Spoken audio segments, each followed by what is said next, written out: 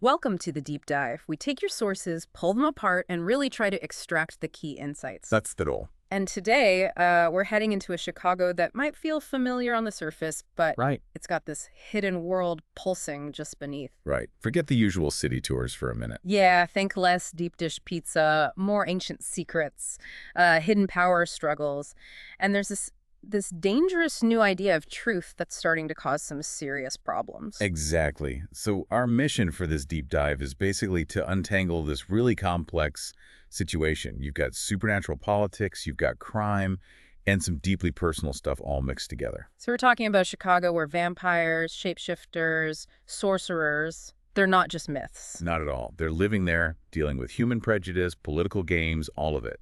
And right now there's this mysterious new drug threatening to just shatter the whole fragile piece they've got. Okay, so we need to connect the dots, find the critical insights, and really get a handle on this fantastical but weirdly grounded reality. That's the plan. Leave you properly informed. All right, let's start unpacking. Where do we begin? Hyde Park, Kiddigan House. Yeah, let's start there. Cadogan House. Yeah. It's a major vampire stronghold, currently getting some work done, renovations. Okay. And there's a central figure there, the Sentinel. Right, a female vampire. She's essentially the house guard, the protector. But here's the twist. She's got connections to, like, New Money Chicago. Oh, how so? Her father is, or was, a big real estate investor. So she straddles these two worlds in a way. Interesting. And there's tension right away. Oh, yeah, immediately. Right outside the house, you've got human protesters. They're quiet, but they're there, holding signs. What kind of signs? Things like Hyde Park hates Vampo. Yeah. It just instantly shows you, okay, these supernaturals are not welcome everywhere. There's real fear, real prejudice. It's palpable. And it's not just the vampires feeling this heat, right? This Chicago has other groups. Absolutely. It's a whole supernatural mix. You've got powerful shapeshifters. The Keene family's a big deal there. Gabriel Keene is their leader. The Pack Apex. Okay, shifters? Who else? You've got sorcerers like Mallory and Catcherbell. There are a couple, actually, and powerful ones. Then there are mercenary fairies. Mercenary fairies. Yeah, and apparently they dislike humans even more than vampires. So complex dynamics there. And then, the less flashy ones, river trolls, water nymphs, kind of woven into the city's background. Wow. So the interspecies relations must be tricky. Extremely. And underpinning it all is this general human fear of all supernaturals. It's not specific, it's broad. And that really complicates things, especially politically. Which brings us to the mayor, Seth Tate. Popular guy, second term. That's him. But he's very careful about his image. He generally tries not to be seen mingling with the master vampires. It's all about managing public perception for him. So how does the city officially deal with this? If a mayor's keeping his distance, but there's this whole hidden population. Good question. That falls to the Supernatural Ombudsman's office. Think of it as a kind of paranormal help desk. And who runs that? Merritt's grandfather, actually, Chuck Merritt. His team includes Catcherbell, the sorcerer we mentioned. Mallory's boyfriend. Right. And Jeff Christopher, a shapeshifter who's apparently amazing with computers. They're the ones trying to bridge that gap between the human and supernatural worlds. It's a necessary but tough bureaucratic function. A complex ecosystem, definitely. Both human and not so human. So governing that must be a nightmare, especially with all the fear. It is. And that leads right into the next big problem. Mayor Tate calls a meeting. He summons Ethan Sullivan. He's the master of Cadogan House and Merritt. High stakes, I'm guessing? Very. Tate's worried. He's got this eyewitness account from some guy, a Mr. Jackson, who got picked up for drug possession. And Jackson saw something? He claims he saw 3 humans killed by, quote, blood-crazy vampires over in Westtown. Ooh. Okay, that's serious. And Tate lays it out flat. Solve this problem, figure out who did it within a week. Or he issues a warrant for Ethan's arrest. Wow. Holding the leader responsible for the whole group. Exactly. It puts immense pressure on Ethan. And it shines a light back on that human opposition. Because now we meet McKettrick. Who's McKettrick? He leads an anti-vampire vigilante group. And they're not subtle. How so? They set up roadblocks. Military gear, black clothes, black SUVs with no plates. The whole intimidating setup. They're basically demanding vampires get out of the city. Viewing them as, what was the term, genetic aberrations? Yeah, and uninvited guests. Yeah. It's more than just dislike. It's this ideology that paints them as fundamentally wrong, as other. That sounds intense. It is. The sources describe, like, young teenagers chanting, "No more vampires," Yeah. with this real zealotry in their voices, families holding those Hyde Park hates vamp signs. And Merritt feels this personally. Deeply. She was born and raised in Chicago, but she gets told, go back to where you came from. Yeah. It really hits home how personal and painful that prejudice is, even in this kind of fantastical setting. That feeling of being told you don't belong. That's universal. How does Ethan handle this pressure? The arrest warrant threat, the vigilantes? Not well initially. He's furious, stressed. There's a scene where he actually punches a tree at Promontory Point. Hits it so hard there's like magic and blood involved. Bro! Yeah. And Merritt, she tries to channel it. She basically challenges him to just a vampire fight. Yeah. Instead of him, taking it out on the local flora, trying to turn his anger into something else. A different kind of coping mechanism. Strength and partnership. Definitely seems like it. Yeah. And they need allies.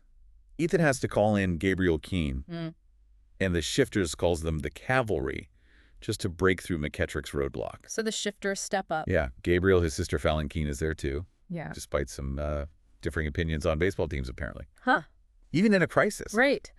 But what's also interesting is how Ethan and Merritt try to connect on a human level. Sharing Italian beef sandwiches, talking Chicago sports. Trying to find common ground. Exactly. Small things. Yeah. But it feels like an attempt to bridge that divide, to say, hey, we're part of this city too, even when hostility is ramping up. But there's something else going on too, right? Something darker related to V. Yes. This new threat starts with these vampire gatherings. They call them raves. Used to be small, kind of intimate, focused on consensual blood exchange. Used to be. Yeah, now they've changed. The new raves are described as huge parties, lots of vampires, lots of humans, and a lot of potential for violence. The comparison used is American Psycho-Violent. That's deeply disturbing. A huge shift. Massive red flag. So Merritt goes undercover. She takes Jonah. He's a captain of the Grey House Guards, part of their lead Red Guard. Kind of like vampire internal affairs. Sort of, yeah. They infiltrate one of these raves. It's billed as a penthouse party in Streeterville, but it's actually a construction site. A construction site? Yeah, but it's masked. Yeah. There's a lot of magic. A heavy layer of glamour that's the supernatural illusion making it look like something it's not. And what do they find inside? They find humans there, yes. Marked with red silicone wristbands, presented as vampire sympathizers, seemingly willing. That's the key. Because the description is that the humans appear severely glamored. It strongly suggests they aren't really consenting. One girl, Sarah, looks drugged beyond her capacity to consent. Okay, so there is a drug involved. V. Yes, but here's the crucial part. V is for the vampires, not the humans. Oh, what does it do to them? It makes them more aggressive, Yeah. trigger-happy, and anger-prone. It basically amps up their predatory instincts, lowers their inhibitions about violence. It's like a targeted rage drug. Wow. Why? Who's behind this? They track down a distributor, a guy named Paulie Cermak, calls himself a small businessman, and he explains the name V. What does it stand for? Veritas, Latin for truth. Truth. What truth? According to Cermak, it's supposed to remind vampires what being a real vampire feels like. He talks about old school, flying bats, Transylvania, horror film bloodlust. So weaponizing nostalgia, or maybe just primal urges, calling it truth seems like a manipulation. Exactly. Is it really truth, or is it just manufactured rage being sold as authenticity? It's a dangerous twist on identity. And where is this stuff being distributed? Cermak's warehouse. He has a warehouse in Greektown, yeah. Yeah. But it gets worse. They realize the house bars, the exclusive bars run by the vampire houses, like Cadigan's own Temple Bar, are being used. As distribution points. Distribution points and recruiting grounds, which leads to this big public incident. A brawl breaks out at the Temple Bar. Vampires fighting. V-affected vampires fighting over rainbow booze, apparently some distinctive colorful drinks they serve. It spills out, attracts police, paparazzi. That's a PR nightmare for Cadogan House, and just feeds the human fear. What does Merritt do? She has to act fast. She literally grabs an ice bucket and starts collecting the V-vials from the vampires in the bar before the cops can find them. Quick thinking under pressure. Okay, so things are escalating fast. Distribution network, public incidents.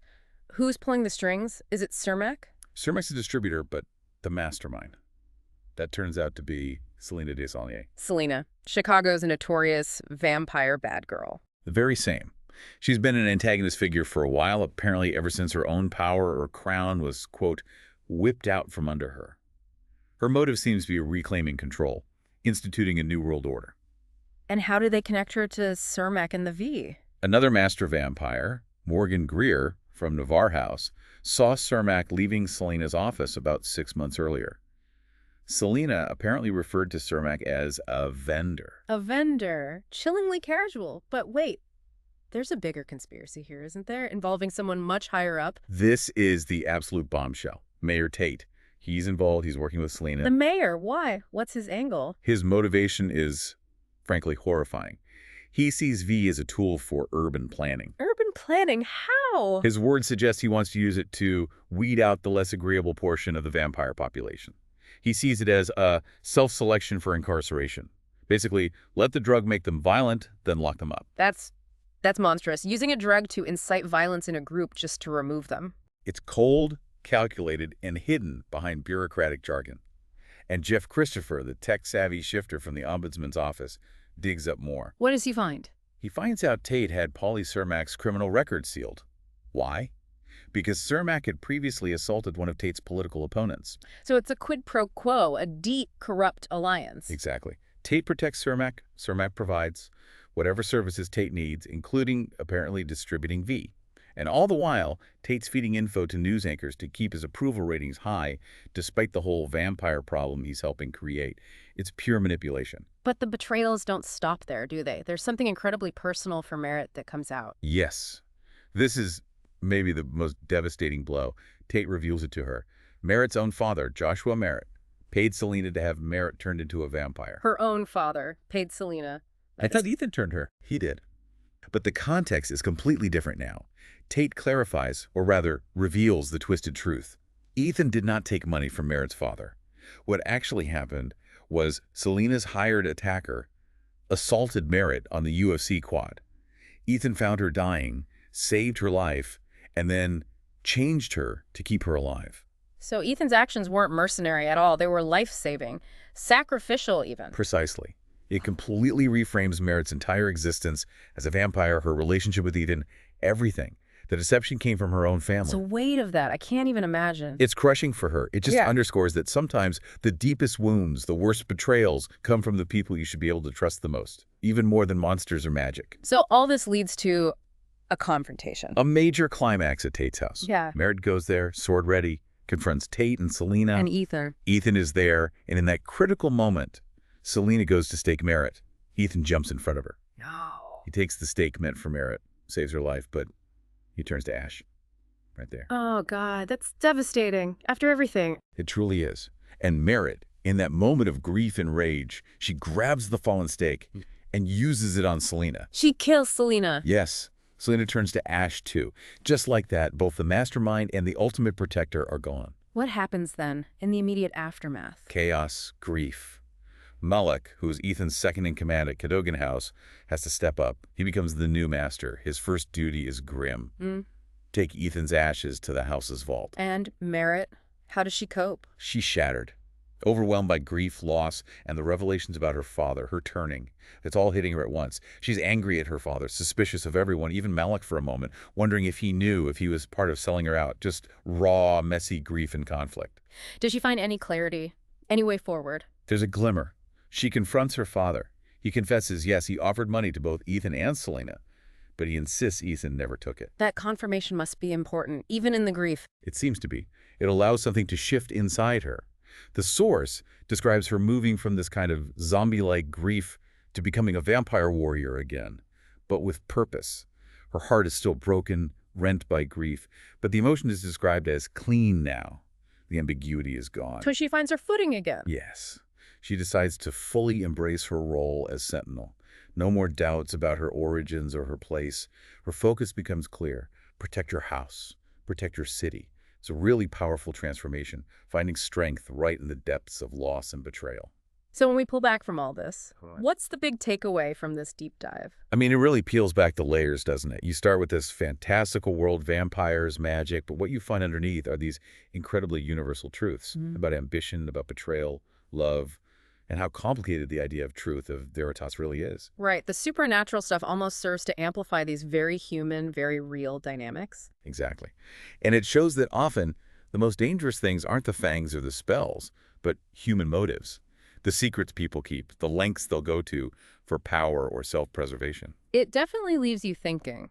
In a world where your own family might betray your future, where leaders might use something like V for, quote, urban planning, how do you figure out what's real? What's the actual truth, the veritas? And what does it cost to fight for it? What sacrifices, like Ethan's, are required to push back against those carefully built illusions?